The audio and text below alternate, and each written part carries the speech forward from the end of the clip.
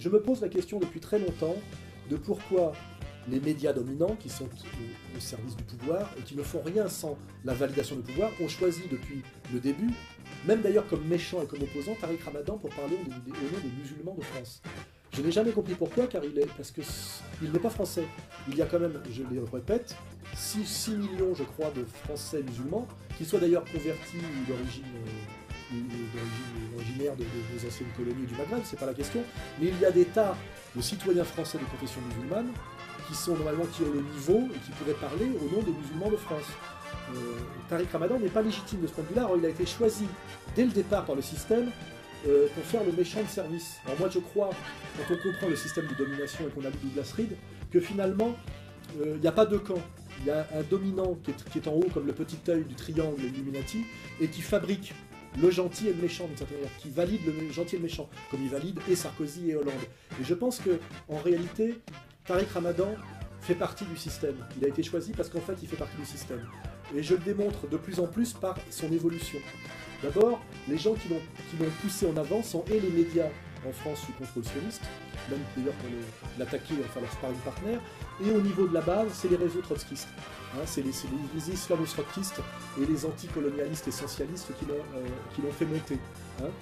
Je fais remarquer, moi, que Tariq Ramadan ne connaît pas la situation réelle des Français musulmans, qui vivent au milieu des Français, dans les cités, etc. C'est ce que j'appelle, moi, un membre, finalement, de l'oligarchie mondialiste. Il est comme Attali, c'est un nomade, il n'est ni égyptien, ni suisse, ni quoi que ce soit. Et finalement, il est dans la situation finalement du nomade, tel que le décrit Attali, qui est chez lui partout et nulle part, mais qui n'est pas un enraciné, et qui donc ne peut pas parler au nom des gens qui vivent sur les territoires. Donc finalement, il fait partie, et pour des raisons d'origine de classe et de praxis, il fait partie finalement de cette hyperclasse nomade. Il est le musulman de service de cette hyperclasse nomade. Hein. Égypto-suisseau, machin. Et après, moi, je pars du principe que quelqu'un travaille pour qui le paie. Et donc je pose la question, qui paye Tariq Ramadan? Tariq Ramadan est payé par le gouvernement anglais, qui est une des matrices de la domination mondialiste judéo-anglo-saxonne, hein, les États-Unis, l'Angleterre. On sait même que l'Empire est né à Londres. Il est payé par le régime anglais, il était conseiller de Tony Blair, il enseigne dans une université anglaise. Et aujourd'hui, je regarde tout ça, je vois qu'il participe à des manifestations à Bagnolet, d'agitation des quartiers, en poussant les jeunes des quartiers à commettre des actes délictueux avant le premier tour, ce qui n'est vraiment pas un service à rendre à ces gens-là, et qu'il le fait en compagnie de Riyad Boutelja, qui elle aussi est salarié du Qatar via l'Institut du monde arabe, hein, et à côté d'Alain Grèche, qui sont les vieux réseaux de manipulation judéo-trotskistes du tiers-monde et des immigrés depuis toujours. Je vois ces réseaux, je vois ces soutiens, je vois surtout que progressivement, sur l'affaire syrienne, il ment en disant que Israël soutient le régime syrien, alors qu'aujourd'hui on sait que les Israéliens font tout pour faire tomber le régime syrien. Finalement, il dit que les printemps arabes ont été une manipulation, après avoir dit quand même que Kadhafi méritait de tomber parce qu'il n'était pas démocrate. J'aimerais bien savoir en quoi le mot démocrate est un critère islamique. Et là, je me dis, ce type qui effectivement juge de ses alliances et de ses allégeances possibles en fonction des critères démocratiques, je vois qu'aujourd'hui il est en plus payé par le Qatar et qui vient de monter un institut de recherche islamique au Qatar. Il n'y a pas moins démocratique et pas moins légitime que le régime qatari.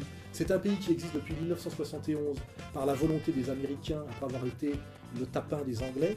C'est essentiellement une bande de bédouins milliardaires soumis à la puissance américaine, puisque c'est une énorme base américaine, et qui finance en ce moment, on le sait, toutes les entreprises de déstabilisation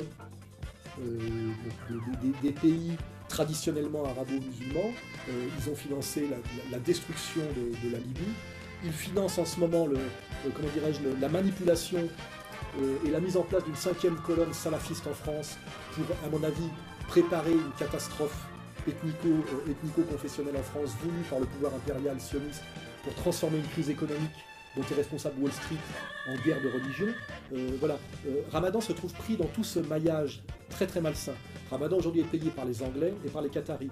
Les Anglais et les Qataris sont ouvertement et incontestablement des agents impériaux de la domination américano-sioniste, pas de la résistance. Et là je vais plus loin. Ramadan est un réformateur de l'islam.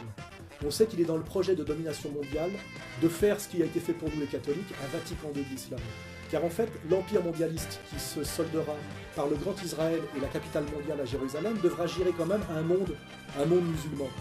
Et ce monde musulman sera géré par la mise en place d'un petit califat sous contrôle entièrement américano-sioniste bancaire. Et je pense que Tariq Ramadan est l'homme qui a été choisi pour pondre ce Vatican II de l'islam qui va correspondre à ce qui a été pour nous la soumission intégrale du catholicisme, de ce qui représente aux valeurs maçonniques et à l'universalisme maçonnique qui est le substrat de l'empire mondialiste et qui est pour nous la trahison totale des évangiles et de ce pourquoi le Christ est venu. Car le Christ est venu pour, dénoncer le Sanhédrin et les Lévites comme traîtres à l'alliance et comme élite qui avait retourné, une promesse divine en inversion satanique. C'est clairement dit dans les Actes des Apôtres et les Évangiles. Je pense que le rôle de Ramadan, là j'extrapole, est finalement de préparer par son travail finalement théologico-modernisto-amphigorique, qui à mon avis a plus à voir avec le baratin talmudique qu'avec la saine exégèse islamique.